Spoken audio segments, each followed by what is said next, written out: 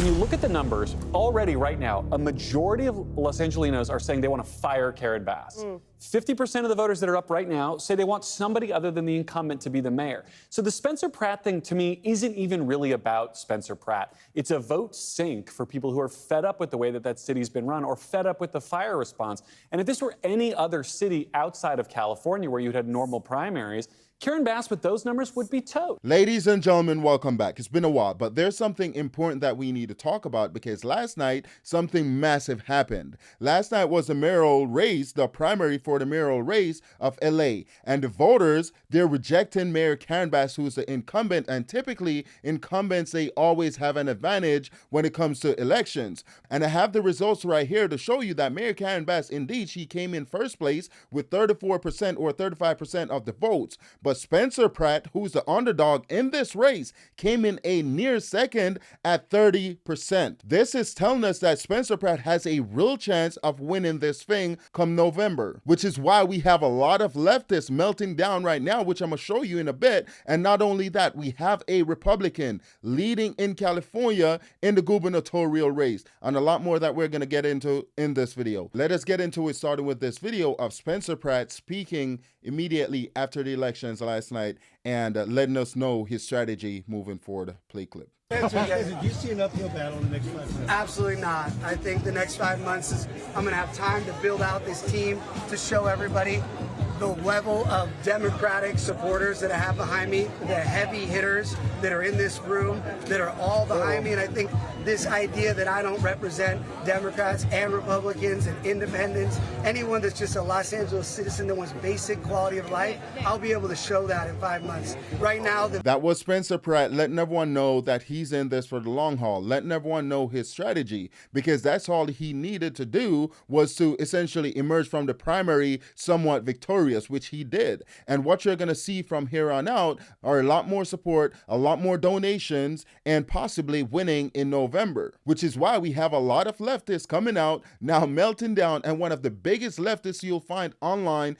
is this guy named Hassan Piker. And he's basically the face of the Democrat Party. And this is him on his live stream having a complete meltdown. Watch this clip. Oh my God, it is so black-pilling to see. Oh my God, Spencer Pratt cleaning up. Oh my God. If I see 40 in early numbers, I will Brian kill me. I'm Brian kill me. If 40% early voters or not, if I see 40% for Spencer Pratt at any point, I might just die. I might just combust. The real black pill that I received was this, okay? 28% for Spencer Pratt early on. It's fucked. That was Hassan Piker, who's a left-wing individual that streams online. And he's a self-declared communist. We're talking about he's pretty left-wing, and he's pretty popular among the Democrats because a lot of Democrats, when they're running for office, they'll go on the show to promote their campaign and their brands. And what you just saw right now was Hassan Piker having a real-time meltdown on his live stream. And that is how a lot of Democrats are feeling right now, watching Spencer Pratt come that close to Mayor Karen Bass, who I believe is going to lose in November. And Mayor Karen Bass, she knows that she's going to lose in November, which is one of the reasons why a few months ago or a few weeks ago, she declared that she's not going to debate Spencer Pratt anymore. And last night we had Spencer Pratt after the primaries. He called out Mayor Karen Bass for a debate. Play clip. Are you going to debate Karen Bass again? And what do you want to tell her if she sees this? you know, I love debating her on NBC. I look forward to a couple more on NBC and Fox. We can do debates every Friday if she would like, because it's actually became my most favorite thing to do. So yes, as many debates as Mayor Bass would like. What would you like to tell her now that it's on? Oh, I mean, she knows it's on. She's. I hope she's ready, you know, because I literally could not be more excited. This is a campaign. That was Spencer Pratt challenging Mayor Karen Bass to a debate, which she pulled out a few weeks ago because she doesn't want to debate Spencer Pratt. And here I have another video to show you of MSN Now, where they were shocked to know that people are excited to actually vote for Spencer Pratt. Watch this clip. Cam is at the very front of the line before you go inside. Cam, you got governor's race and a mayoral race here. Have you thought about who you're going to go for yet before you go in? Yeah, I think I'm going to vote for Matt Mahan for governor. The mayor of San Jose. Yeah, Mayor of San Jose. like his issues on housing. I think he'd be a good governor. Okay, and how about for mayor? For mayor, I'm leaning Spencer Pratt right now. Are you? Yeah. Okay, no kidding, man. It's nice to meet you. All right, so that's the first Spencer Pratt voter I've talked to, but there's a lot of Spencer Pratt voters that are out and about. You changed from last time I talked to you. Yeah. It's a close call for me. Between him and Nithya Raman. Nithya Raman. Okay, so that was a voter who was going to vote for Nithya Raman, and then he changed his mind because he doesn't want to vote for Mayor Karen Bass. And Spencer Pratt is a clear alternative to Mayor Karen Bass. They couldn't be any more opposite. They couldn't be any more not alike. Because Mayor Karen Bass, she's someone who's incompetent, someone who's destroying the city of LA. And Spencer Pratt is someone that is disciplined, that is presenting solutions to essentially fix the city. So I do not blame this guy for not wanting to vote for Karen Bass, because these Democrats are incompetent. And to show you exactly what I'm talking about, because these Democrats, they hate accountability, before I go to that Republican that's leading in the gubernatorial race, here we have Ro Khanna, who's a Democrat, who's a left-wing Democrat, trying to blame President Donald Trump for the Palisades fire because Mayor Karen Bass, she hasn't taken accountability for anything that happened on the ground. Play clip. When it comes to the LA race, Karen Bass and you see Spencer Pratt, what do you think we're learning about how Californians feel about the incumbents in general? Well, look, I think that there is was a lot of hurt and anger after the fires. My view is that the blame of that really needs to go on Donald Trump. They still owe the state $50 billion. They have not worked with Mayor Bass or our governor to get the resources needed, and they have really punished California.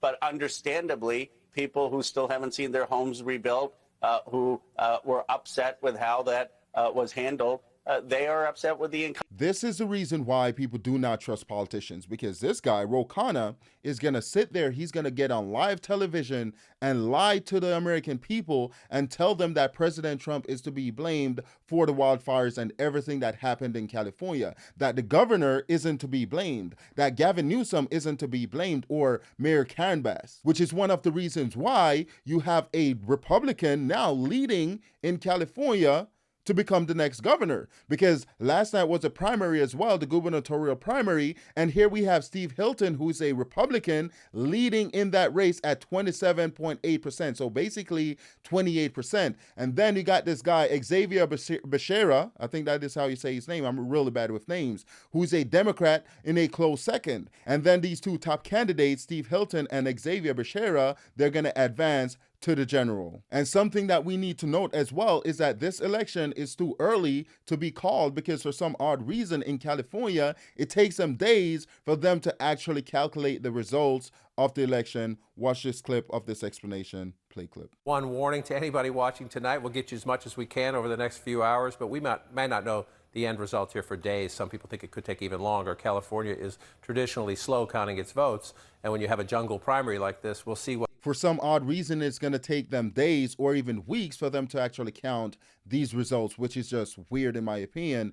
And I wouldn't be surprised if out of nowhere, Steve Hilton is no longer leading in this election, in this primary, because California, we know there's a whole bunch of shady stuff going on over there. And here we have CNN having a complete meltdown, making it clear that if a Republican should win in California, that Democrats would be in trouble for 2028. Play clip. Two Dems should proceed. That's the best math for Democrats. You, as a Democrat going into 2028, you do not want a Republican to win California. That would send reverberations in our political map that I just don't think you want to even risk taking. Yeah, but you have to admit, if you look at that, if you look at your Democratic slate in California, it is not a bunch of A-listers. It's the JV squad that's all out there for government. It's been a tough race. Right? I agree with this panelist. I don't know his name, but I do agree with him, because the quality of candidates that you're seeing in this gubernatorial race for governor of California,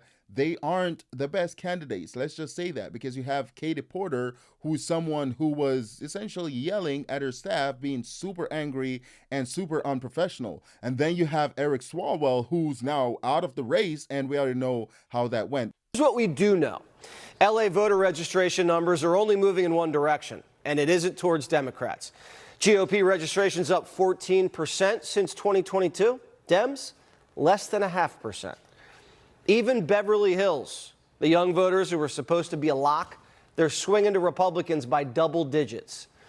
Pratt's slashing message has landed everywhere, even in Hollywood. Based on this reporting, these Republicans, they have a shot in California. I mean, Spencer Pratt is not a Republican. He's a registered Republican, but he's running as an independent. But this is to show you that these Republicans, they do have a shot of winning in California because the Democrats, they have destroyed the state. People are tired of their mess and they want change. And that brings us to the end of this video. Please let me know what you think in the comment section below in regards to these primaries. Also, please consider liking, sharing, commenting, and subscribing, and I'll see you in the next one.